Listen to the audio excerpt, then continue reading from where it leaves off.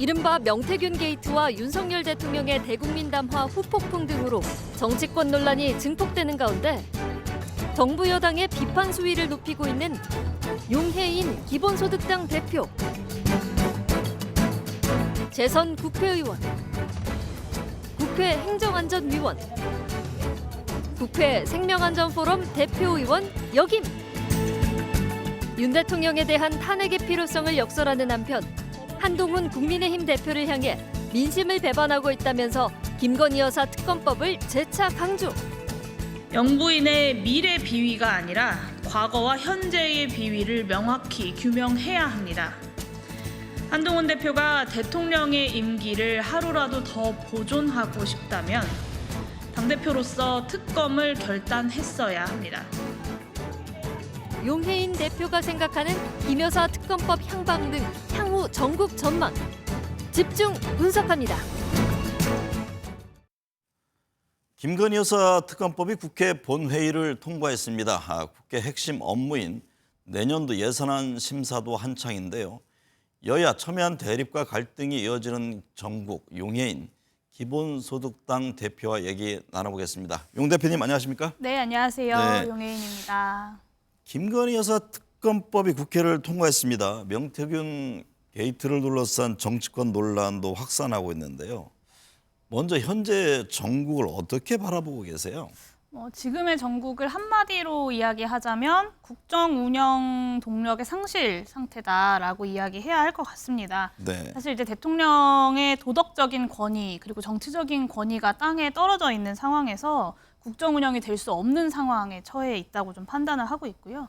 의혹은 점점 더 눈덩이처럼 불어나는데 대통령실의 어떤 해명이라는 것이 계속해서 네. 거짓으로 드러나면서 이제는 국민들이 대통령이 콩으로 매주를 쓴다고 해도 믿을 수 없는 그런 조건에 놓여 있습니다. 네. 그러다 보니 정치적 도덕적 권위가 땅에 떨어지고 대통령이 의지를 가지고 무언가를 추진할 수 있는 동력 자체가 사라져 있는 상황이다. 이렇게 좀 봐야 할 것 같습니다. 네. 얼마 전에 명태균 씨와 김영선 전 의원이 구속됐고 윤석열 대통령의 공천 개입 논란 등 여러 이슈들이 지금 분출하고 있습니다. 명태균 씨를 둘러싼 논란의 본질은 무엇이라고 보십니까? 명태균 게이트라고도 하고 김건희, 윤석열, 명태균 게이트라고도 하고 다양하게 부르는데요. 이 네. 사건의 핵심 본질은 저는 국정의 사유화 시도였다고 봅니다.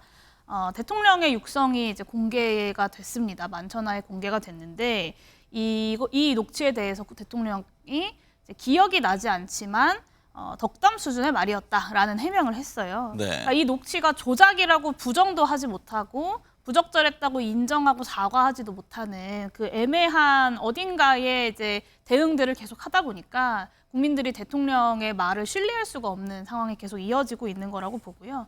과거에 박근혜 전 대통령이 국정농단 이제 논란에 직면했을 때 박근혜 대통령은 국회에 예산안 시정연설을 와서 개헌 제안을 던졌습니다. 네. 물론 이제 그날 저녁에 태블릿 관련된 보도가 나오면서 그 시도는 실패했지만 어쨌든 정치적으로 이 국면을 돌파해 보려는 시도를 당시에는 했었던 것이거든요.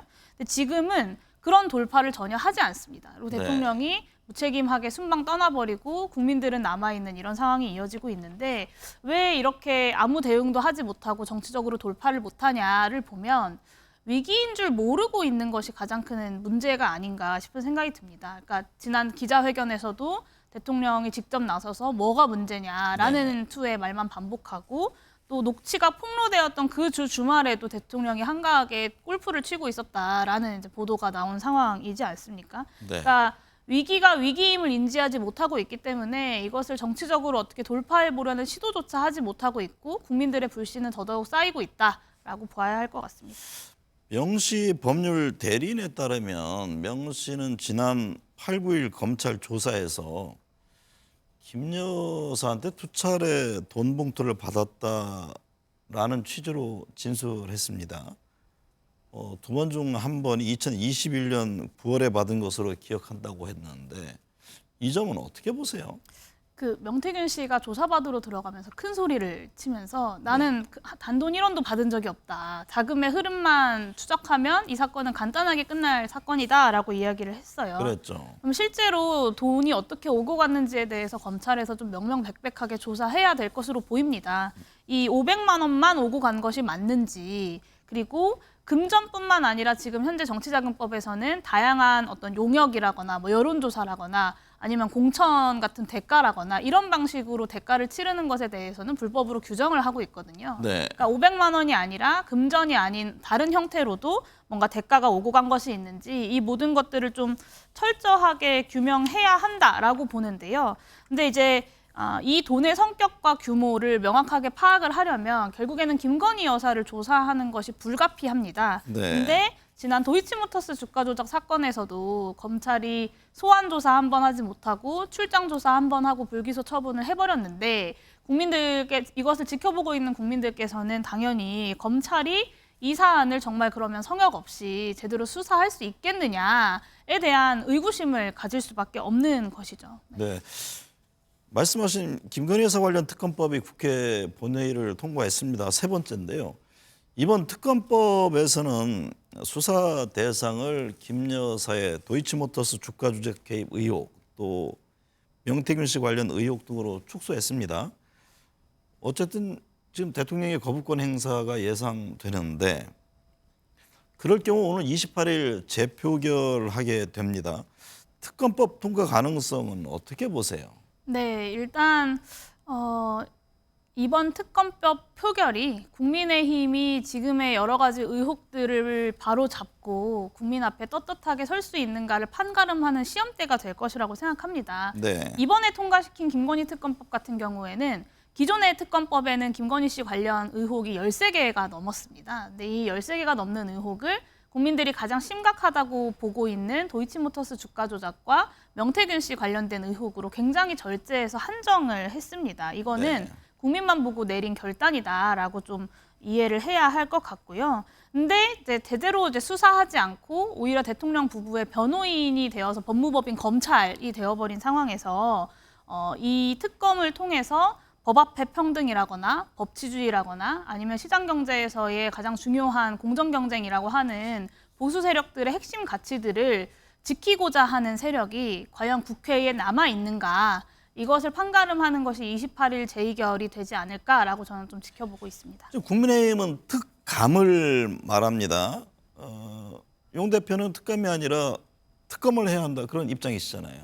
네, 일단 특감을 이야기하면서 한동훈 대표가 미래비위라는 표현을 썼습니다. 네. 근데 사실 김건희 여사를 둘러싼 여러 가지 의혹들의 핵심은 앞으로 김건희 여사가 뭔가 비위를 저지를 것 같다 보다는 과거에 있었던 여러 가지 비위에 대해서 제대로 조사하고 밝혀서 책임질 일이 있으면 사법적으로도 책임을 져야 한다라는 것입니다. 근데 네. 여전히 한동훈 대표는 혼자서만 특감을 이야기하면서 미래 비위를 이야기하고 있는 것이고요.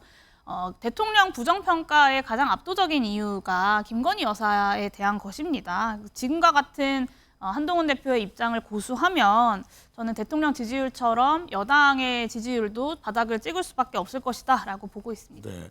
한동훈 대표에 대해서도 강도 높게 비판한 바 있습니다. 국민의 눈높이가 아니라 용산의 눈높이를 선택했다라는 지적을 했는데요. 특검법과 관련해서 지금 국민의힘은 단일 대우를 강조합니다. 현재로서는 한동훈 대표가 어떤 다른 선택을 할 것 같지는 않아 보이던데요. 네, 그것이 한동훈 대표의 어떤 정치적 생명을 가름할 중요한 기준점이 되지 않을까라고 예상하는데요. 저는 여기에서 결국 한동훈 대표가 어떤 서슬퍼런 검찰 선배의 무릎 꿇는다고 한다면 네. 결국에는 본인을 당의 보수 정당의 대표로 선택했던 보수 민심에 대한 배신이라고밖에 볼 수 없을 것 같습니다. 한동훈 대표가 62% 득표로 당대표에 당선이 되었습니다. 네. 그리고 제대로 대통령과는 다른 모습을 보여주면서 보수 세력의 혁신을 이끌어주기를 기대하는 국민들과 당원들의 의견이 반영이 된 결과일 텐데요. 결국에 하지만 그 기대에 못 미치는, 결국엔 대통령에게 무릎 꿇는 그런 모습을 보여준다고 하면 결국에는 그 한동훈 대표를 선택했던 당원들과 국민들도 한동훈 대표 역시 윤석열 대통령과 함께 심판하고 평가받아야 할 대상이다라는 결론을 내릴 수밖에 없을 것 같습니다. 네. 야권 의원들 한쪽에서는 윤 대통령 임기 단축을 위한 개헌을 주장하는 모임이 출범했고 다른 한쪽에서는 윤석열 탄핵 국회의원 연대를 발족했습니다. 용 대표는 야 5당 의원 43명이 참여하는 탄핵 국회의원 연대 발족식에 이름을 올렸던데요. 향후 정부 어떤 흐름을 예상하십니까? 네, 사실 탄핵 이야기가 어제 오늘만의 이야기는 아닙니다. 네. 이미 지난 여름에도 윤석열 대통령 탄핵안 발의 국민청원에 140만 명이 넘는 국민들이 동의 서명을 했습니다. 본인 인증을 하고요. 아마 당시에 이제 서버 문제가 없었다면 140만 명보다 더 많은 국민들이 서명을 하셨을 것이다. 저는 그렇게 좀 보고 있는데요. 네. 근데 여전히 대통령은 나는 틀리지 않았다. 내가 맞고 국민이 틀리다라는 입장을 고수하고 있습니다. 그리고 그 장면이 생중계를 통해서 고스란히 국민들에게 전달이 된 상황이고요. 마지막까지 국민들께서 대통령의 변화를 기대했는데 그 일말의 기대마저 꺾여버린 상황이라고 봐야 할 것 같습니다. 네. 그렇다면 결국에 남아있는 선택지는 그 본인이 스스로 반성하지 못한다면 결국에 남아있는 선택지는 탄핵 말고는 없는 것이다라고 좀 보는 것이 오히려 많은 국민들의 의견일 것 같습니다. 근데 탄핵과 관련해서 제1야당인 민주당 지도부는 조심스러운 입장입니다. 탄핵 연대 참여 관련해서도 개별 의원 차원이다라고 선을 긋는데요. 그 점은 어떻게 보세요? 뭐 민주당이 당론을 차원에서 이제 탄핵에 대해서 좀 당론이 아닌 것은 사실인데요. 근데 우선은 이제 특검 통과에 그 우선순위를 두고 상황을 좀 보고 있는 것으로 저는 이해하고 있습니다. 근데 다만 민주당의 의원들이나 지지자들 내부에서도 탄핵에 대한 충분한 공감대는 이미 형성이 되어 있어 보입니다. 그 증거가 사실 40명이 넘는 의원들이 탄핵 의원 연대에 함께 하고 있는 것이다라고 봐야 할 것 같고요. 뭐 지금 당장 당 차원의 당론이 아니지만 탄핵에 대한 공감대와 문제의식은 야권의 많은 의원들이 충분히 공감하고 있다. 이렇게 이해하시면 될 것 같습니다. 이재명 대표에 대한 1심 판결 이후 민주당의 움직임도 좀 변화가 있을 것으로 보세요? 제가 민주당 의원은 아니기 때문에 네. 내부에 어떤 논의와 고민들을 하고 있는지까지는 모르겠지만 저는 뭐 이렇게 민주당의 의원들이 이재명 대표 때문에 무언가 더 한다기보다는 지금 이 윤석열 정권 심판이라고 하는 것이 국민의 명령이기 때문에 그 네. 명령을 잘 수행하고자 하는 것이다라고 보고 있고요. 이 부당한 어떤 검찰 권력 그리고 사유화되어 있는 검찰 권력에 대해서도 당연히 함께 문제 제기가 되어야 할 것이라고 생각합니다. 네. 주말인 어제 김건희 윤석열 국정농단 규탄 특검 촉구 3차 국민의 행동의 날 이런 명칭의 장외 집회가 열렸습니다. 매주 지금 시민들이 광장에 모여드는 상황이 됐는데 현장 분위기 느끼실 것 같아요. 그 과거 촛불 집회와 비교해 보면 어떻습니까? 일단 어제도 이제 집회가 있었는데요. 네. 저도 현장에 다녀왔는데 비가 어제 저녁에 굉장히 많이 내렸습니다. 그렇죠. 그럼에도 불구하고 정말 많은 국민들이 함께 광화문대로를 가득 채워주셨고 경복궁역 뒤편까지 운집할 정도로 많은 분들이 참여를 하셨어요. 네.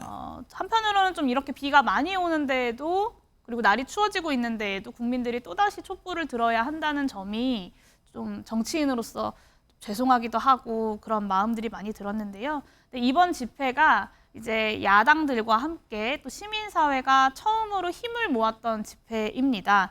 저와 기본소득당 같은 경우에는 꾸준히 이 시민사회와 정당이 힘을 모아서 노력해야 된다라는 제안들을 했었는데 네. 어제 집회가 그 시작이었다라고 보고요. 앞으로 이어질 집회에서도 더 많은 시민들이 힘을 모을 수 있는 계기가 어제 집회를 통해서 마련된 것이다 이렇게 좀 보고 있습니다. 지금 여권 안에서도 현재 위기 극복을 위해 여러 안들이 나오고 있습니다. 연말쯤 총리를 포함한 내각 비서실 개편 얘기가 나오는데요. 인적 쇄신 문제는 어떻게 보세요? 글쎄요, 저는 큰 기대가 없습니다. 네. 지난 윤석열 정부 2년 반 동안 최대 패착 중에 하나가 바로 이 인사 문제였는데요. 하나같이 다 검찰 출신들 그리고 뉴라이트, 서울대 측근 회전문 인사였습니다. 그리고 실제로 대통령실이 분야와 영역을 가리지 않고 다 검찰 출신을 기용하는 모습들을 보여왔고요. 또 심지어는 서초동 라인으로 불리는 김건희 여사 라인이 있다는 소문들까지 있었습니다. 쇄신이라고 불릴 정도의 인사가 있으려면 정말로 능력과 검증된 자질만 보고 임명을 하겠다라는 기조로 대폭 전환되어야 하는데 사실 이태원 참사에도 불구하고 여전히 이상민 장관 그 자리를 지키고 있고 한덕수 국무총리도 자리를 지키고 있는 걸 보면 내 사람은 내가 지킨다라는 기조가 여전히 이어지고 있는 것 같아서 인적 쇄신에 대해서도 크게 기대하기는 어려운 상황이다라고 봐야 할 것 같습니다. 네. 총리 추천을 뭐 야권에 넘긴다든가 거국 중립 내각 구성의 필요성은 있다고 보세요? 저는 인사에 대한 추천권까지 야권에 넘기는 것은 바라지도 않습니다. 네. 그냥 합리적으로 청문 절차를 통해서 야당이 동의할 수 있고 또 국민들 앞에 동의할 수밖에 없는 인사를 추천하면 된다라고 생각하는데요. 지난 2년 반 동안 윤석열 대통령의 기조를 보면 이 국회의 청문 과정을 무력화시키는 데에 급급했지 청문 절차를 통해서 정말로 검증을 통과하는 인사를 임명한 적은 단 한 번도 없었거든요. 그 2년 반 동안 국회가 인사청문 보고서를 채택하지 않았는데도 임명을 강행한 인사청문 대상자가 무려 29명이었습니다. 네. 근데 문재인 정부 당시에 5년 다 해서 23명이었고요. 박근혜 정부 4년 임기 동안 10명이었고 이명박 정부 5년 임기 동안 17명이었습니다. 근데 네. 지금 임기 절반밖에 되지 않은 상황에서 역대 정부들을 다 뛰어넘는 막가파식 인사 강행을 하고 있는 것이어서 저는 지금도 그렇게 크게 기대하기는 좀 어려워 보입니다. 이재명 대표가 공직선거법 위반 사건 1심에서 의원직 상실형을 선고받았습니다. 징역 1년에 집행유예 2년인데요. 통상 이게 공직선거법의 경우 벌금이 100만 원 이상이나 이하냐 이게 쟁점이 되곤 했는데 이번 법원의 판결은 어떻게 보셨어요?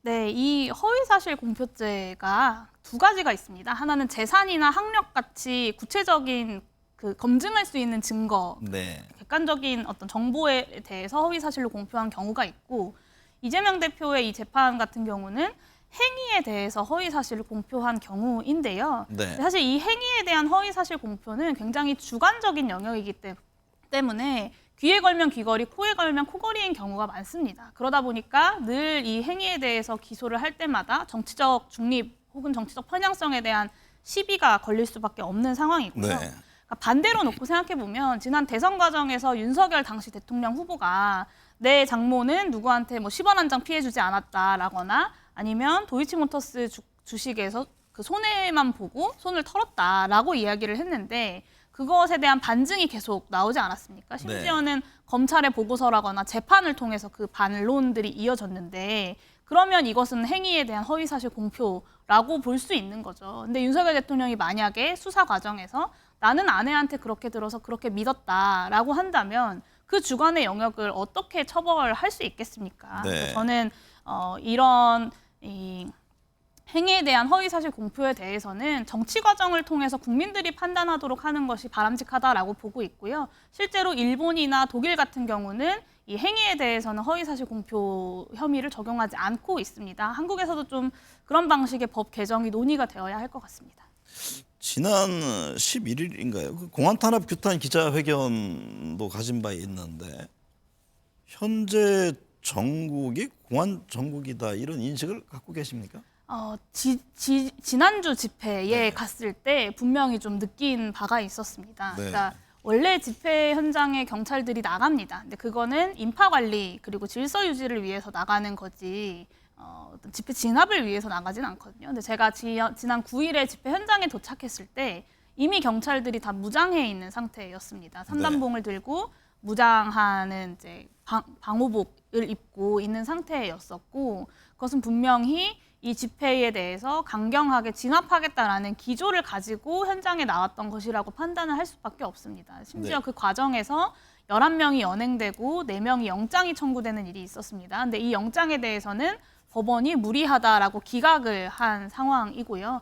아마 지금 대통령 윤석열 정부 입장에서 쓸 수 있는 방법이 이렇게 광장으로 모이는 국민들이 가장 위협적이기 때문에 그 광장을 탄압하고 축소하려고 하는 노력들을 계속해서 할 수밖에 없을 겁니다. 그러다 보니까 경찰의 이런 공안 탄압 그런 분위기를 조성하는 일들이 이어지고 있는 것이고 다만 한 가지 좀 경찰에게 경고하고 싶은 것은 대한민국의 헌법은 국민들의 집회 시위의 자유를 보장하고 있습니다. 네. 경찰은 현행 법에 따라서 그 집회 시위의 자유를 보장하기 위해 현장에 나오는 것이다.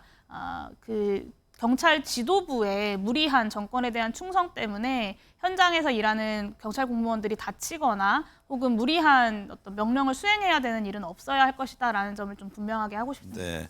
국회 지금 현재 내년도 예산안 심사 한창입니다. 네. 올해 30조 원의 세수 결손에 따라서 정부가 2조 원 이상의 지방 교부세를 지급하지 않겠다고 하자 용 대표께서는 지방교부세 임의삭감 금지법도 대표 발의했는데요. 윤석열 정부 내년 예산안에 대해서 분식회계다라고 지적한 바가 있습니다. 어떤 점을 지적한 건지요? 네, 이제 분식회계라는 거는 이제 비유적 표현을 쓴 것이긴 네. 한데요. 근데 분식회계라는 것이 회계를 실질과 다르게 좋아 보이도록 숫자를 만드는 게 분식회계잖아요. 근데 제가 2025년도 예산안이 분식회계다라고 한 것은 지금 초부자 감세에 따른 세수 결손에도 불구하고 윤석열 정부가 신주단지처럼 모시고 있는 재정 건전성을 네. 나타내는 여러 지표들이 있습니다. 예, 대표적으로 재정 수지나 국가 부채율 이 수치들을 관리하기 위해서 예산 운용 원칙에 위배되는 편법들을 동원하고 있기 때문에 분식회계다라고 이제 말씀을 드린 거였고요. 대표적인 예가 올해 이제 30조 원에 달하는 세수 결손을 메우기 위해서 각종 기금들에서 돈을 빌려왔던 것이 단적인 예입니다. 이렇게 되면 국채를 지금 당장 발행은 안 해도 되니까 수치는 관리할 수 있지만 몇 년 뒤 있다가 이자까지 쳐서 갚아야 한다는 점에선 결국에 실질은 똑같거든요. 네. 그런 점에서 이제 비판을 했던 것이고요. 이 대규모 세수 결손 상황 때문에 지방 재정이 정말 허덕이고 있습니다. 네. 근데 지금 현행법으로도 임의삭감이 사실은 어렵다라고 저는 해석하고 있지만 굳이 정부에서 여러 가지 다른 반론들을 하면서 이제 편법을 이용해서 임의삭감을 한다면 그것을 못하게 분명하게 법제화하는 것이 좀 필요하다라고 생각해서 법안까지 발의하게 되었습니다. 민주당이 금융투자소득세 폐지에 찬성하는 것은 모순이다라고 지적한 바 있습니다. 한동훈 국민의힘 대표는 나아가 가상자산에 대한 과세 유예를 촉구하고 있는데요. 이에 대해서는 어떤 입장이세요? 네, 한동훈 대표가 끊임없이 이런 방식으로 대한민국의 조세 체계를 흔들려고 하는 시도를 하고 있는 것에 대해서 굉장히 유감스럽게 생각합니다. 제가 금투세 도입할 때 2020년에 초선 의원으로서 기재위에서 해당 법안을 직접 심사했었는데요. 네. 당시 그 기재위에는 현재 국민의힘 원내대표인 추경호 의원도 계셨습니다. 네. 그때 당시에 여야 합의해서 법안 그렇습니다. 처리된 여야 거죠? 합의로 처리한 법안인데 이렇게 여야 합의로 처리했던 것을 쉽게 제도를 시행조차 해보지 않고 뒤집는다는 것은 제도의 안전성 측면에서도 바람직하지 못하다라는 점을 좀 말씀드리고 싶고요. 금투세 도입에 대한 금투세 폐지에 대한 입장을 지금이라도 철회하고 저는 대한민국의 주식시장이 어떻게 성장할 수 있을 것인지에 대한 여러 가지 대안들을 함께 논의했으면 좋겠습니다. 네. 트럼프발 미국 우선주의로 환율은 급등하고 주식시장은 요동치고 있습니다. 세상은 이런데 우리는 여전히 과거의 일에 매달려 극한 대립의 연속입니다. 급변하는 국제 정세가 걱정입니다. 오늘 함께해 주셔서 감사합니다. 네, 감사합니다.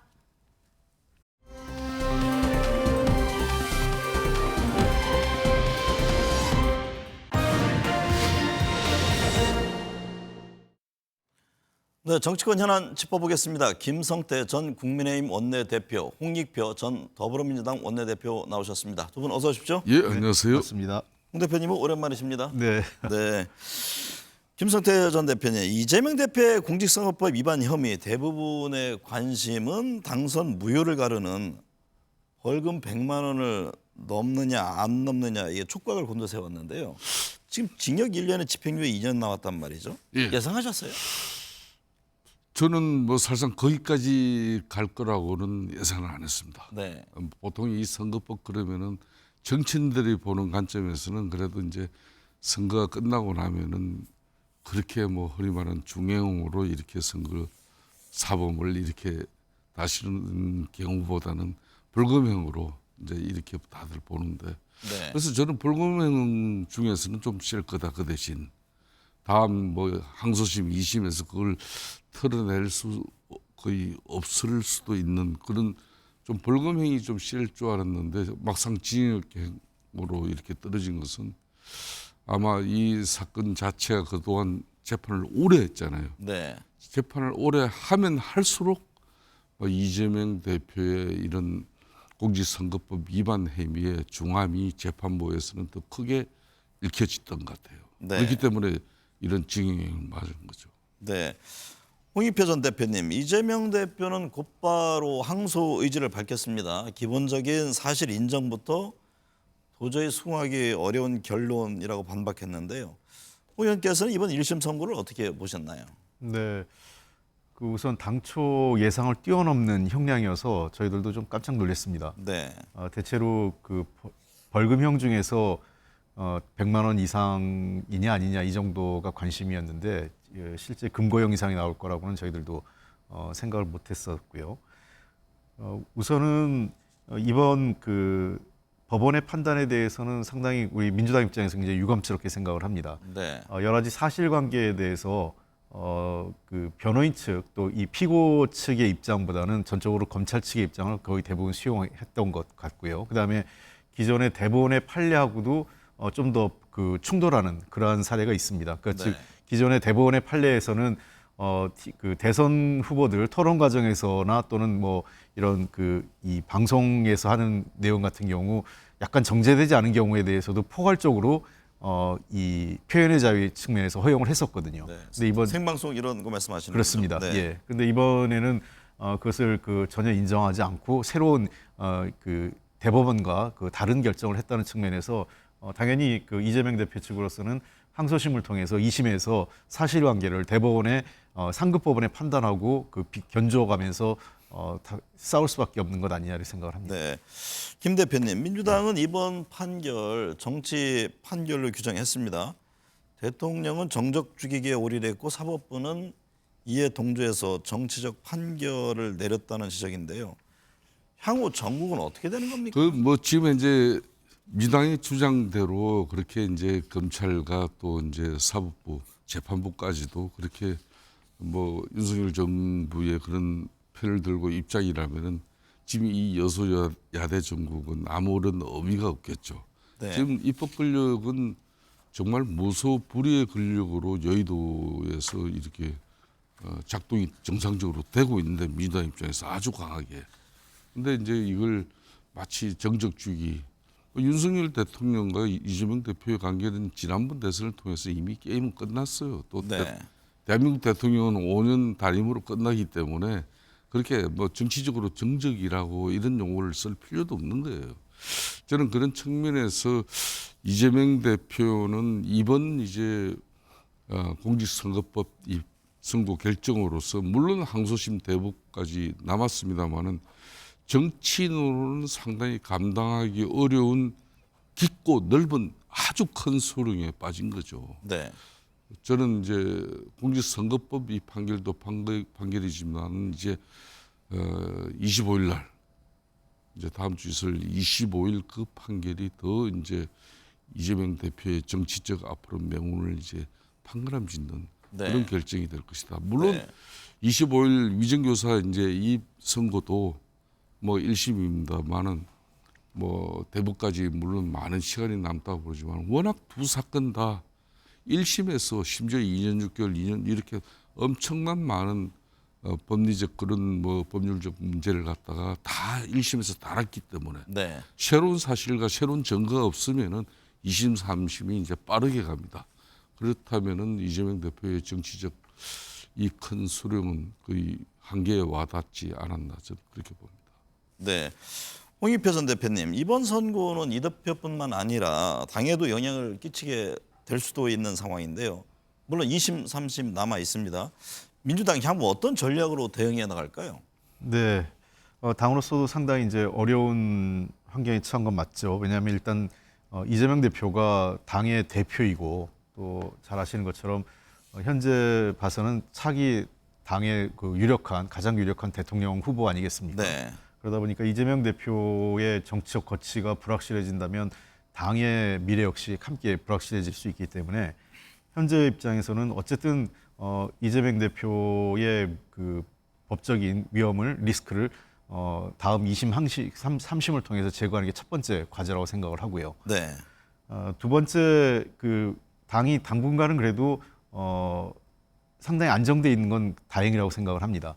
이재명 대표 체제에 대해서 현재로서는 국회의원들이나 또는 기타 그 당 안팎의 정치인들이 이재명 대표에 대한 책임보다는 이것은 이 지나친 검찰의 그 무리한 수사에 따른 결과, 그다음에 네. 사법부가 검찰의 그 주장에 그 편향돼서 그 결정한 것 아니냐 이런 입장을 갖고 있기 때문에 당분간은 이재명 대표를 중심으로 해서 좀 안정적으로 그 대응해 나갈 생각이라고 봅니다. 네. 그러니까 다만 좀 더 그 당으로서 좀 지금 기존에 했던 방식대로 이 문제를 대응을 해서는 현명한 답을 끌어내기는 어려울 것 같다 생각은 걱정이 됩니다. 네. 여러 가지 지금까지 했던 방식에서 벗어나서 좀 더 적극적이고 그다음에 이 사법부나 또는 국민의 마음을 진짜 움직일 수 있는 그런 어떤 보다 전략적인 대책을 마련해야 될 시점이라고 생각합니다. 네.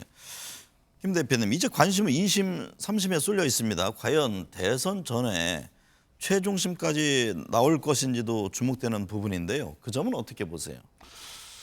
저는 물론 뭐 다음 대통령 선거 이전에 뭐 최종심 반드시 이제 대법 판결까지 나오죠. 나오도 남는 시간이죠.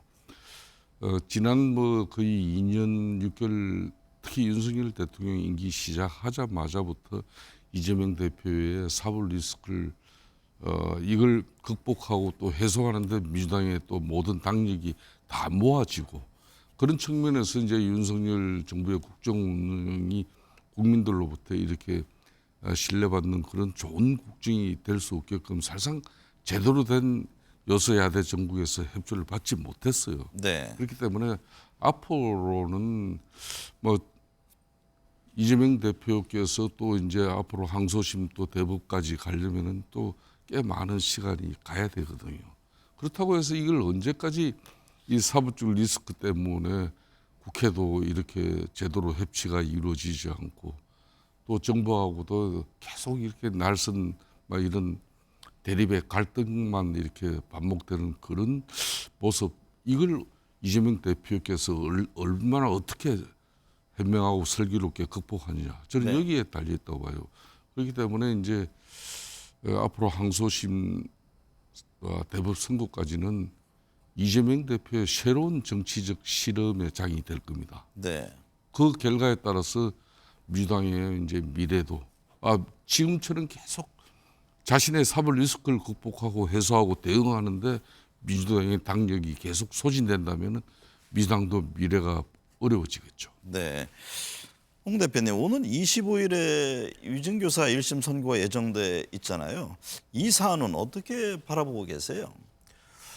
그래서 원래 당초 그 당 안팎에서 그 선거법 지난 그 15일 있었던 선거법보다 그 25일 있을 위증교사 문제에 대해서 조금 더 우려의 시각이 컸었습니다.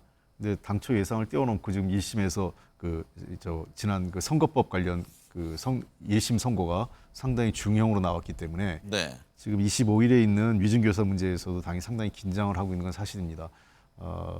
다만 어쨌든 사법부가 저는 이렇게 생각을 합니다.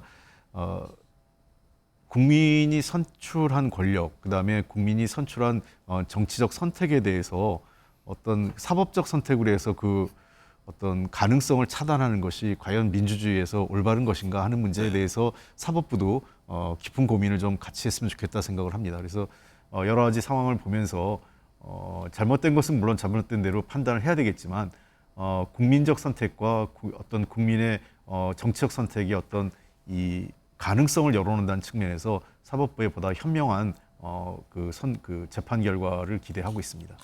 정성호 의원도 그런 주장을 강조하고 예, 그렇습니다. 있죠. 예.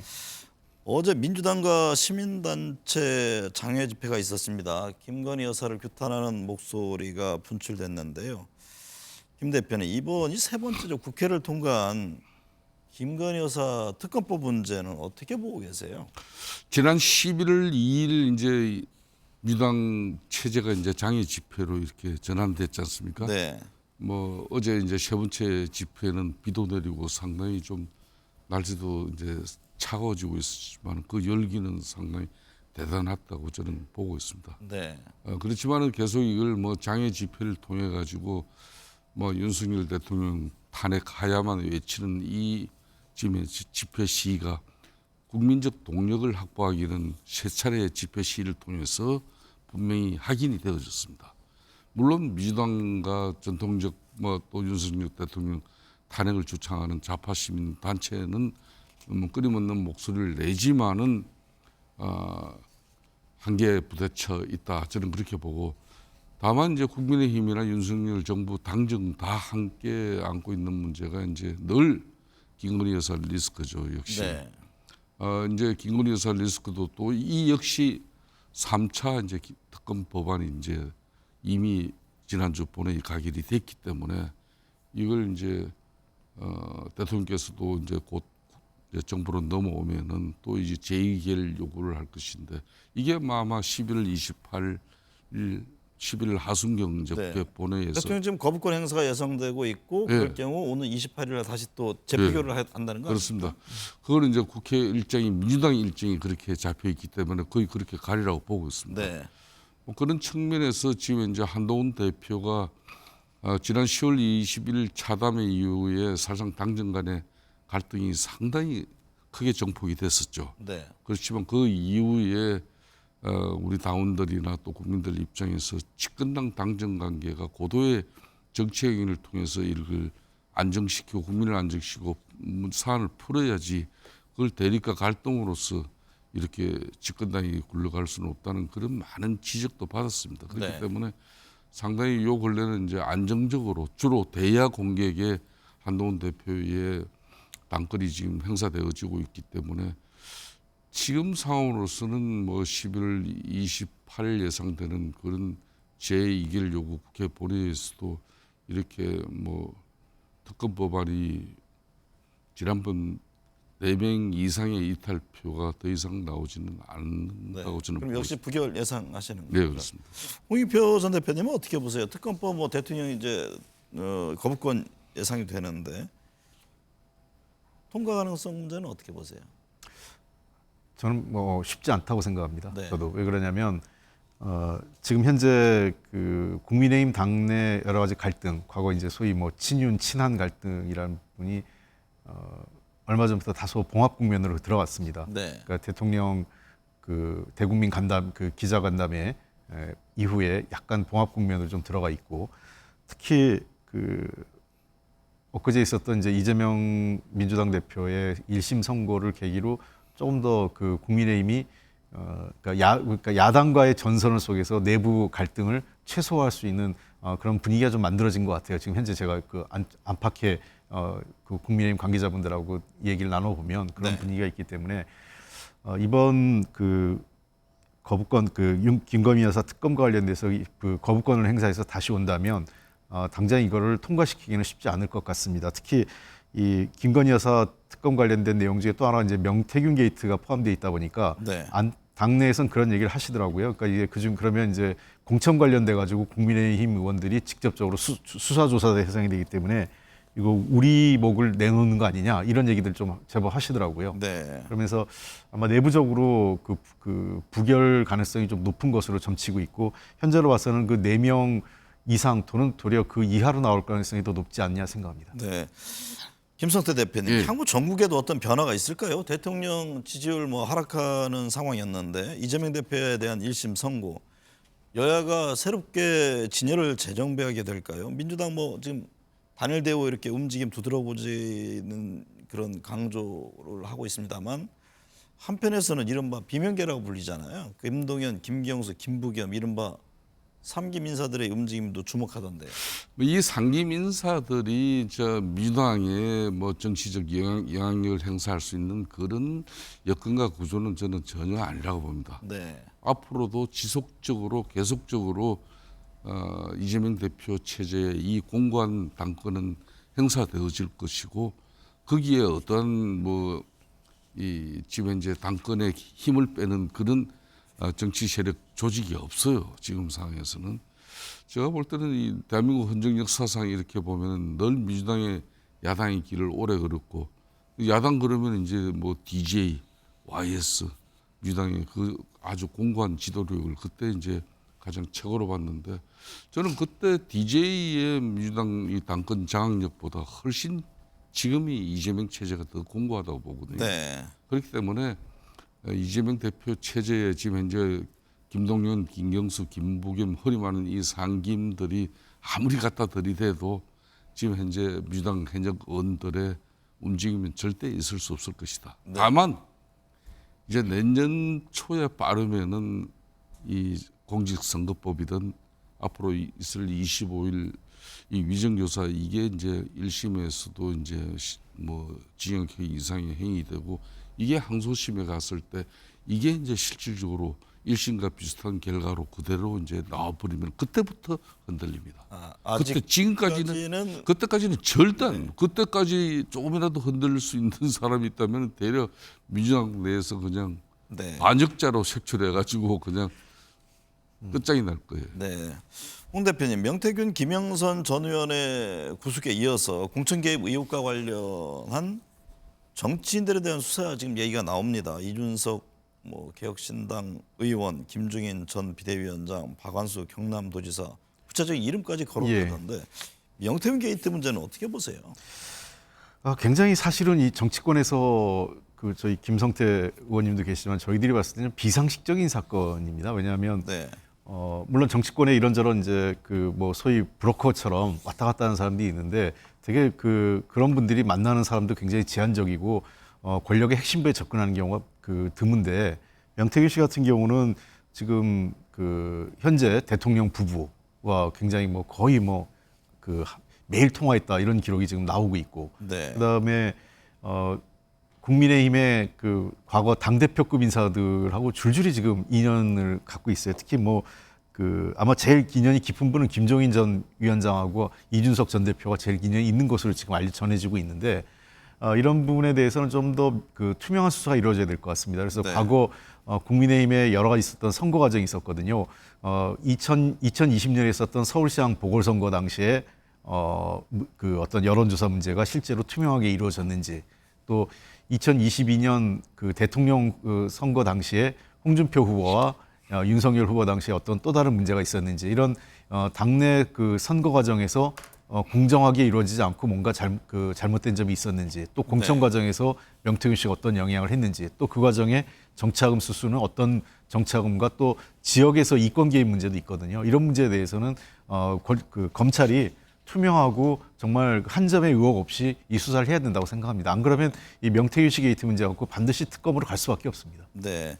김성태 전 대표님, 이 상황에서 이준석 의원이 윤 대통령의 공천 개입 의혹과 관련한 언급을 해서 이 정치권 파장이 일고 있는데, 윤 대통령의 포항 강서구 공천 개입을 주장하자 이철규 의원이 사실 무근이다 이렇게 반박했는데요. 대통령 공천 개입을 둘러싼 논란은 어떻게 보고 계세요? 저는 상식적으로 그때도 사실상 대선 후보가 우리 당 후보가 되는 과정도 그때 김종인 비대위원장이나 김종인 선대위원장이나 또 당시 이제 이준석 대표 특히 후보하고의 그 갈등 관계가 그때도 이미 많이 드러나고, 심지어 이제 김종인 선대위원장은 당시 이제 김종인 또 후보가 정말 큰 결심을 해가지고 김종인 1인 선대위원장 체제를 갖다 없애버리고 백렬로 4개 선대본 본부 체계로 바꿨지 않습니까? 그럴 정도로 사실상 그때부터도 그렇게 이제 신뢰가 돈독치 못했어요. 네.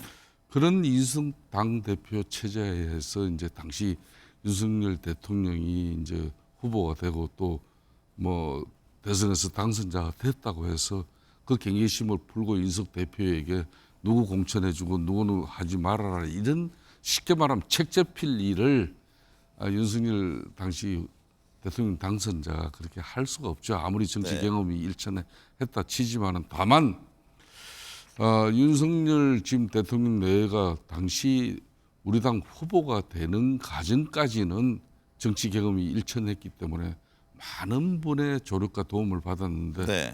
그때 이제 명태균 씨하고의 이 친분 관계는 일정 부분 쌓아진 것 같고 그걸 이제 그 이후에도 명태균 씨는 이게 뭐 창원 경남 지역의 뭐 정가뿐만 아니라 수도권까지 진출해가지고 자신의 어떤 그런 정치적 영향력을 갖다 이렇게 활용했다는 것은 이거는 네. 이제 창원지검에서 수사가 진행된 만큼 명명백백하게 김영선 씨 정치자금뿐만 아니라 뭐 이 명태균 씨가 관여된 그런 뭐 위법한 행위가 있다면은 이건 다 밝혀내야죠. 네. 밝혀내야죠. 홍익표 전 대표님, 명태균 씨가 김건희 여사로부터 받은 돈 봉투의 성격 또 지금 방금 말씀하신 창원지검에서 이게 윤 대통령 당선 전 뭐 부정청탁을 받고 여론조사 비용을 무상으로 제공받았다 이런 시민단체 고발 등등이 있는데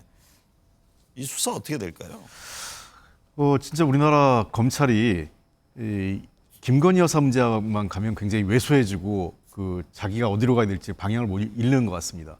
저는 이 검찰이 가장 잘못하는 게 선택적 권한 행사거든요. 네. 그러니까 이재명 대표나 또는 그 김혜경 씨, 그 부인인 김혜경 여사나 또는 기타 그 다른 분들에 대해서는 굉장히 이게 뭐 별건 수사를 비롯해서 그 수사를 철저히 하는 반면에 김건희 여사 관련돼 가지고는 명품백 문제에서부터 여러 가지 건이 지금 제기되고 있는데 도이치모터스 건도 그렇고 굉장히 그 수사를 고의로 회피하는 건지 아니면 봐주기인지 모르겠습니다만 이번 그 지난번에 우리 당의 그 송영길 전 당대표와 관련돼서 돈봉투 건으로 굉장히 난리가 났었잖아요. 네. 당사까지 압수수색하고 저는 이 김건희 여사 그 지금 두 차례 500만 원 얘기까지 지금 흘러나오고 있는데 이 문제에 대해서 저는 한 점의 의혹 없이 그 원칙대로 수사해야 한다고 생각합니다. 네. 그 김건희 여사에 대한 소환 조사가 그 시작이라고 봅니다. 네.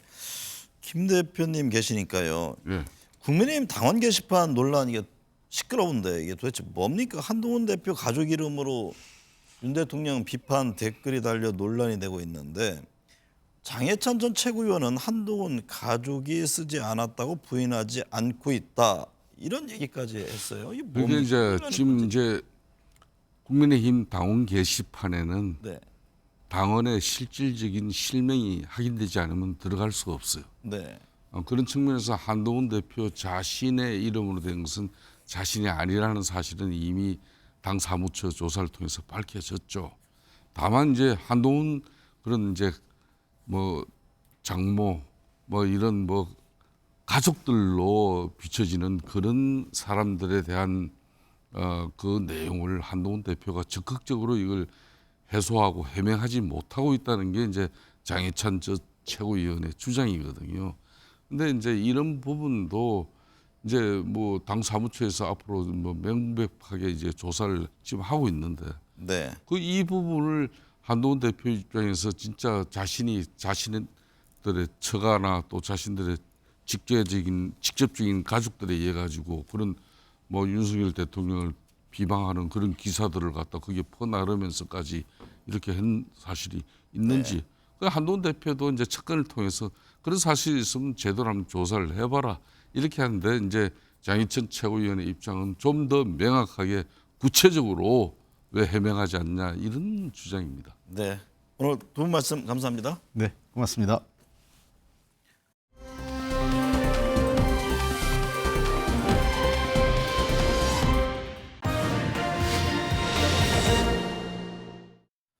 네, 외교안보 현안 짚어보겠습니다. 홍현익 전 국립외교원장, 김용현 동국대 북한학과 교수 나오셨습니다. 두 분 어서 오십시오. 안녕하십니까. 홍 전 원장님, 바이든 미국 대통령이 시진핑 중국 주석에게 북한의 대남 도발 가능성에 대한 우려를 제기했습니다. 네. 대남 도발 가능성을 직접 언급했다는 점에서 주목되는데요. 어떻게 보셨습니다? 지금 페루의 리마에서 에이펙 정상회담 하는데 거기서 이제 시진핑 주석하고 바이든 대통령이 만났는데요. 바이든 뭐 고별 만남이죠. 그런데 뭐 바이든은 이제 약발이 떨어졌으니까 네. 바이든의 말을 이렇게 뭐 주목할 필요는 없습니다. 이제 트럼프 시대니까요. 그런데 어쨌든 바이든이 마지막 임기 만료되는 걸 관리하기 위해서 한반도의 안정을 이제 그 도모하기 위해서 중국이 좀 역할을 해달라라는 얘기인데요. 특히 우리가 주목할 내용은 중국이 영향력을 발휘해서 북한의 러시아 파병, 추가 파병을 막아달라 뭐 이렇게 얘기했는데 시진핑이 듣기에는 이게 왜 북한하고 러시아 간의 문제인데 왜 나한테 얘기를 하나 그렇게 들었을 겁니다. 네. 근데 시진핑이 한 얘기 중에 제일 중요한 얘기는 한반도에서 충돌과 혼란이 발생하는 것을 허용하지 않겠다 이런 네. 얘기를 했대요. 단호한 입장을 낸 거죠. 예, 그게 그 얘기는 뭐냐면 한반도에서 남북한 간에 무슨 충돌이 벌어지고 이런 게 중국의 사활적인 이해관계에 해당된다. 따라서 중국이 한반도 내부에 충돌이 있고 혼란이 발생하는 건 영향력을 미치겠다는 걸 분명히 얘기했다는 겁니다. 네. 그러니까 북한의 러시아 파병 이런 얘기 하지 말고 한반도 문제가 우린 관심이다 그런 얘기를 했다는 거죠. 네. 김영현 교수님, 예. 김정은 북한 국무위원장이 자폭 공격형 무인기 성능 시험 현장을 찾아서 네, 자폭 무인기를 과시했습니다. 그렇습니다. 근데 문제는 이게 실전화 우려의 목소리가 나오고 있잖아요. 아마 실전을 염두에 둔 이번 시험이었다 이렇게 네. 봐야 될 것 같습니다. 지난 14일이었는데요. 현지 지도의 내용이 뭐냐면 사실상 무인 항공기들 연합체 산하 연구소 네. 그리고 기업소들의 생산 거기서 생산된 것들의 성능 시험 현장이었습니다. 다시 말씀드리면 이번에 양산 단계에 접어든 것이다 이렇게 우리가 볼 수밖에 없는 게 기업소들에서 지금 생산을 했다는 거거든요. 네. 그러니까 이것은 한두 개 시험용이 아니라 실제 양산을 하는 데 있어서 그것을 양산 직전에 지금 성능 시험을 김정은 위원장 앞에서 보여줬다 이렇게 봐야 될 것 같아요. 두 가지 의미가 있는 것 같은데 하나는 평양에 지금 무인기 침투 사건이 있었습니다. 어쨌든 이제 북한으로서는 침투 사건이라고 이야기를 하고 있으니까요. 여기에 대응하는 대남 경고성 성격이 있다 이렇게 한편으로 봐지고요. 또 하나 이제 지금 걱정스러운 부분은 북한이 이 무인기를 대량 생산을 해서 러시아에 대한 공급을 할 가능성이 저는 굉장히 높다고 봅니다. 네. 그러니까 러시아로 이게 무인기가 들어가게 되면 사실상 외화벌이를 북한은 하는 것이고 이게 보면 이제 자폭 무인기입니다. 그러니까 다시 돌아오지 않는 무인기예요. 네. 그러니까 이 무인기가 실제 러시아 우크라이나 전장에서 상당한 역할을 할 수도 있다는 겁니다. 네. 그리고 이번에 성능 시험을 보면 또 한편으로 보면 그 자동차의 무인기에서 자동차에 자폭하는 장면이 나옵니다. 그러니까 이건 이제 요인 암살용 성격도 있거든요. 네. 그렇게 보면 이번에 북한의 이 시험은 어쨌든 상당히 위협적인 부분이 있고 또 러시아 우크라이나 전쟁에서 이것이 만약에 직접 수출로 가게 될 경우에는 굉장히 많은 전술적 차원에서의 영향을 줄 수도 있다고 봅니다. 네. 홍현희 원장님, 북한 자강도에 중거리 탄도 미사일 IRBM 그리고 대륙간 탄도 미사일이죠. 그 ICBM을 보유한 지하 미사일 기지가 처음으로 확인됐다는 주장이 제기가 됐습니다. 북미 핵 협상에서 한 번도 거론이 안 된 곳이라면서요. 네. 이것이 이제 자강도인데요. 자강도는 이제 북중 국경 접경 지역입니다. 네. 그러니까 서울에서는 상당히 멀어서 324km 떨어졌다고 그러는데요. 그러나 이제 여기서 발사하는 것들은 중거리와 장거리 미사일이기 때문에 최소 5,000km 날아가는 겁니다. 그러니까 한국에 대한 위협 시설이 새로 발견된 건 아니고요. 미국이 보기에는 새로울 수도 있겠죠. 네. 미국까지 날아가는 걸 쏘는 거니까 일본이나 뭐 하와이나 뭐 이런 데서는 미국 본토가 다 네. 사정권에 들어오는 그렇죠. 거죠. 대륙간 탄도탄은 지금 뭐 화성 18형 그런 거는 뉴욕까지 다 날아가니까요. 네. 근데 이제 그런 기지가 북중 국경에 있는 게 또 지하 미사일 기지예요. 그 인근에는 또 대공 방어 부대도 위치하고 있고 연대나 여단 규모의 병력이 배치하고 있어서 이 지금 현재 운영되고 있는 시설이다. 근데 이런 시설이 한두 군데가 아니라 15곳 내지 20곳인데 그중에 하나가 이제 새로 발견됐다는 겁니다. 그리고 지금까지 북한과 미국과의 그 핵 협상이나 이런 데서 전혀 논의되지 않았기 때문에 이런 것들이 이제 계속 발견되면은 미국은 북한에 대해서 계속 이 신뢰를 할 수 없다 이렇게 보겠죠. 네. 그러니까 당장의 한국에 대한 위협은 아니고 그러나 미국이 위협을 받으면 미국이 움직이면 또 우리한테 영향이 있기 때문에 그런 측면에서 관찰할 필요가 있겠습니다. 김영현 교수님, 네. 미국 정부는 북한의 도발 가능성을 예의주시한다고 밝히기도 했는데요. 네네. 이 북한의 도발 문제는 어떻게 보세요? 만약 도발을 한다면 과연 어떤 방식으로 갈 것인지 네네. 지금 뭐 핵실험을 염두에 둔 건지 아니면은 네네. 국지전 가능성까지도 있다고 하는 건지요? 뭐 국지전 가능성이 그렇게 높다고 보지는 않고요. 네. 다만 이제 트럼프 행정부가 1월에 출범합니다. 그러니까 지금 보면 11월 하순과 12월 달이 권력 교체기입니다. 이 교체기에 북한이 전술핵 실험할 가능성은 저는 있다고 봅니다. 왜냐하면 북한 입장에서 보면은 최대한 핵 능력을 트럼프 행정부 출범 전에 확보하는 겁니다. 네. 그동안 이제 전략핵 관련된 부분은 이제 북한이 다 핵 실험을 다 마쳤다 이렇게 봐도 무방할 것 같고요. 6번을 했으니까요. 그런데 이제 전술핵 부분에서 북한이 지금 실험의 결과를 보여주지 못하고 있습니다. 그러니까 소형화 경량화된 핵폭탄을 터뜨려서 전술적 차원에서의 이제 목표를 달성하는 그런 실험인데 우리 입장에서는 보면 이 전술핵 실험이 더 위협적일 수도 있습니다. 네. 전략핵 같은 경우는 이제 미국을 겨냥한 측면이 있다 이렇게 볼 수도 있는데 그런 차원에서 그 가능성들은 저는 있을 수 있다고 보고요. 네. 그다음 이제 군사 정찰 위성 관련된 부분인데 이것도 역시 이제 러시아의 광학 기술이 접목이 되게 되면 사실상 상당히 빠른 속도로 북한의 기술력이 확보되면서 올해 두세 차례 북한이 더 정찰 위성 쏘기로 했거든요. 네. 쏘겠다고 했고 북한이 대체로 그렇게 공언한 것들은 대체로 또 그 행동을 하게 하는 게 그동안의 이제 관례였습니다. 그렇게 보면 군사 정찰 위성 발사랄지 이런 것들을 통해서 북한이 최대한 트럼프 행정부 실제 출범 전에 미국에 대해서 비교 우위를 좀 만들어내겠다. 그리고 네. 북한이 트럼프 행정부와 협상을 하더라도 미국에 끌려가지 않으면서 북한이 판을 끌고 가겠다. 이런 차원에서의 군사적인 전략적 행동들이 있을 가능성은 충분히 있다고 봅니다. 홍 원장님, 김정은 북한 국무위원장 트럼프 당선인에게 축하 메시지를 아직 건네지 않고 있는데요. 향후 북미 정상들 간의 관계 어떻게 예상하세요? 지금 뭐 트럼프 당선인의 평양행 얘기도 나오잖아요. 존 볼튼이 지금 뭐 트럼프하고 사이가 별로 안 좋거든요. 네. 근데 어쨌든 트럼프는 예측 불가능하다 하면서 한 얘기입니다.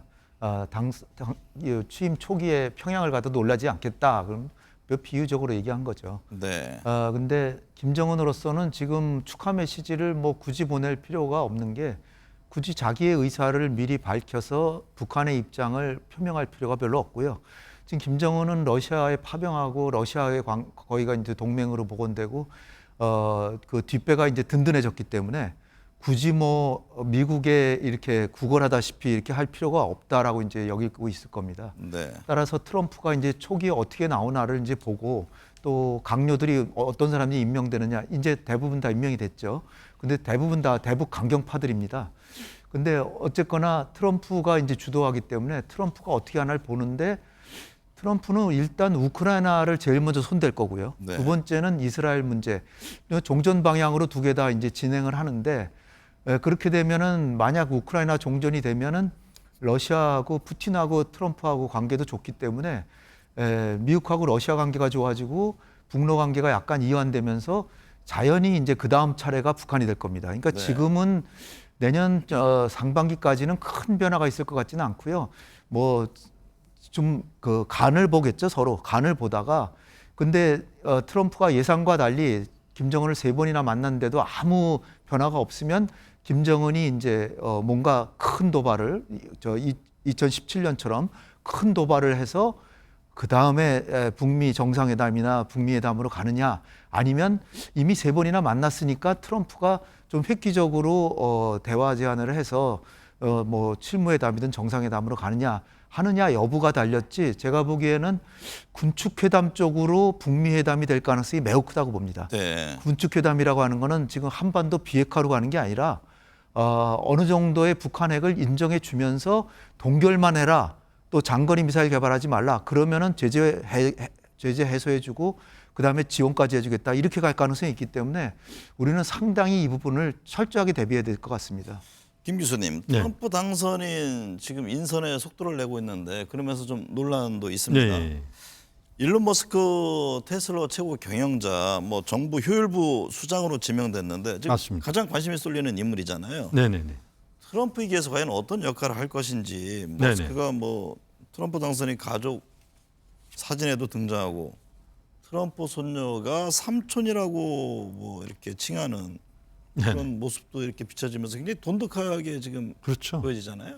그렇습니다. 지금 말씀하신 것처럼 트럼프와 머스크가 거의 뭐 형제 또는 삼촌과 조카 사이 같은 그런 느낌이 들 정도입니다. 지난번에 보면 이제 트럼프 대통령 당선자가 당선되자마자 첫 연설을 할 때 네. 그때 보면 일론 머스크 이야기를 3, 4분 정도 계속해서 합니다. 머스크의 장점과 엄청 띄워줬죠. 그렇죠. 네. 뭐 머스크가 뭐 최고다 뭐 이런 거였거든요. 그때는 이제 그 정도만 뭐 이야기를 할 줄 알았는데 그 다음에 보면은 사실상 뭐 정부 효율부 수장으로 물론 2인 체제이긴 합니다만 이렇게 이제 등장을 시키고 전체적으로 보면 경제 분야에서 최고 저력자가 될 것 같다. 네. 또 그러니까 도네이션을 많이 해서 그런 것뿐만 아니라 실질적으로도 그걸 일론 넘어서는 머스크에 거예요. 대한 상당한 신뢰가 있다 이렇게 그렇죠. 보시는 거군요. 그렇죠. 그러니까 뭐 꽤 많은 액수의 이제 도네이션을 했잖아요. 네.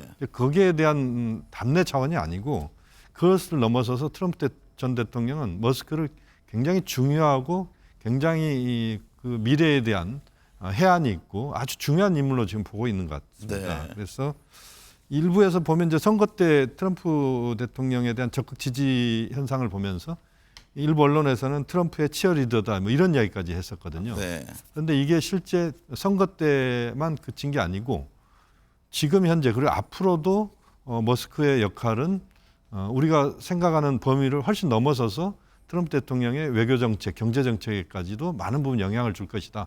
이렇게 또 전망을 할 수 네. 있을 것 같습니다. 홍현희 원장님, 트럼프 2기 핵심 실세로 장남인 트럼프 주니어 이야기되고 있는데요.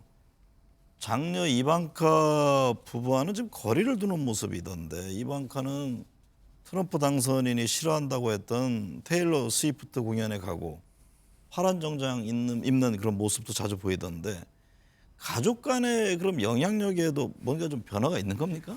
변화가 확실히 있는 것 같습니다. 네. 이방카가 요즘 좀 트럼프 눈밖에 난 것 같은 잘 그런 보이지 않아요, 그죠? 모양새죠. 네. 그리고 저 대선 국면에서도 선거운동본부에 잘 활동을 안 했다고 합니다. 1기에는 그 이방카하고 이방카의 남편인 그 이제 사위죠. 제라드 쿠시너가 유태인인데 네. 이 백악관 선임 고문으로 내내 활동했거든요. 그러니까 아주 그냥 영향력이 컸었는데 요번엔 좀 빠지는 것 같고요. 이제는 정말 그 친자식인 장남 트럼프 주니어가 지금 활동을 하고요. 터커 칼슨이라고 하는 그 폭스뉴스 앵커하고 같이 대단한 영향을 미치는데 부통령 벤스 임명하는데도 결정적으로 영향을 미쳤고 네. 그다음에 장관들 지금 임명하는데 충성심을 자기가 다 테스트하겠다 그러고 그다음에 이제 주목되는 게 네오콘이나 매파는 등용하지 않겠다라는 얘기도 해가면서 그래서 지금 그 중에 이제 하나가 니키 헤일리 같은 사람, 네. 그다음에 저 마이크 폼페이오 전 국무장관 이런 사람 내각에서 배제하겠다 이런 걸 다 장남이 다 정리를 하고 있어요. 그 자기는 또 입각하지 않겠다고 하면서 사업한다 그러니까 더 트럼프한테는 신뢰를 받겠죠. 그래서 그 장남과 차남인 에릭이 지금 실세로 등장하고 있고요. 이방카는 눈에 띄는 게 그 민주당 저 상징색이 파란색이잖아요. 글쎄 말이죠. 파란색 원피스를 입고 나타나가지고 자기 아버지한테 지금 나는 아버지랑 같이 가지 않겠다 뭐 이런 걸 눈에 띄게 나타내고 있는 그런 상황입니다. 네. 김 교수님, 윤 네. 대통령과 시진핑 중국 국가주석 양자 회담 가졌습니다. 맞습니다. 방한 방중을 각각 제안했다고 하던데 네네.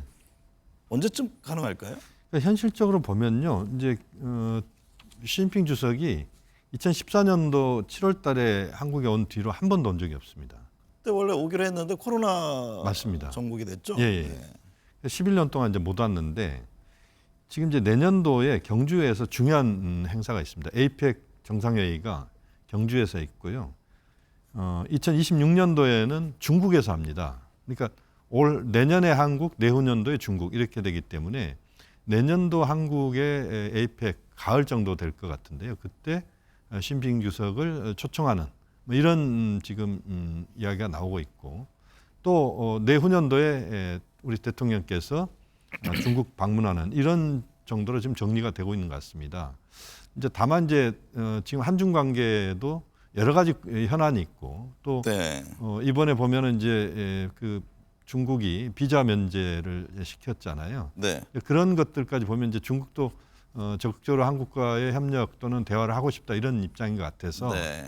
내년 가을까지 가기보다는 최대한 빨리 내년 봄이라도 시 주석이 방한을 하고 또 우리 대통령께서 또 중국 가는 뭐 이런 식으로 방향을 잡는 것이 굉장히 중요하다고 봅니다.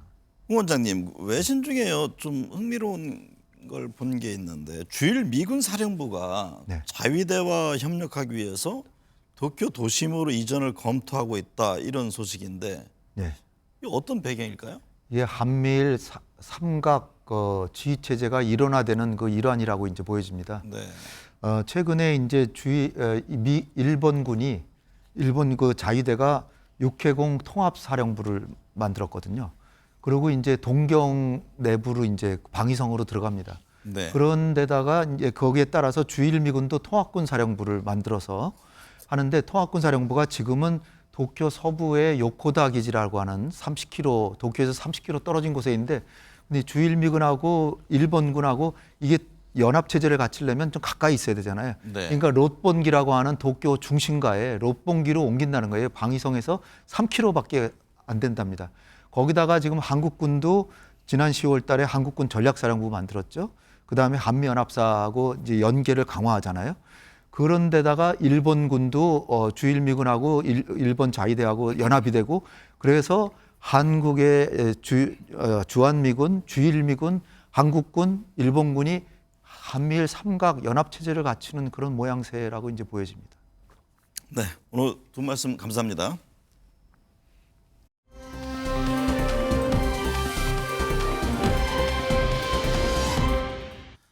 윤석열 대통령의 골프 라운딩에 대한 대통령실의 해명을 두고 논란입니다. 도널드 트럼프 당선인을 맞이하기 위해 8년 만에 골프채를 다시 잡았다고 밝혔지만 미 대선 전에도 골프를 친 의혹이 제기되는 등 거짓 해명에 부닥쳤습니다. 한 발 더 나아가 한미 관계를 골프 준비라는 가십성으로 부각시켰다는 점입니다.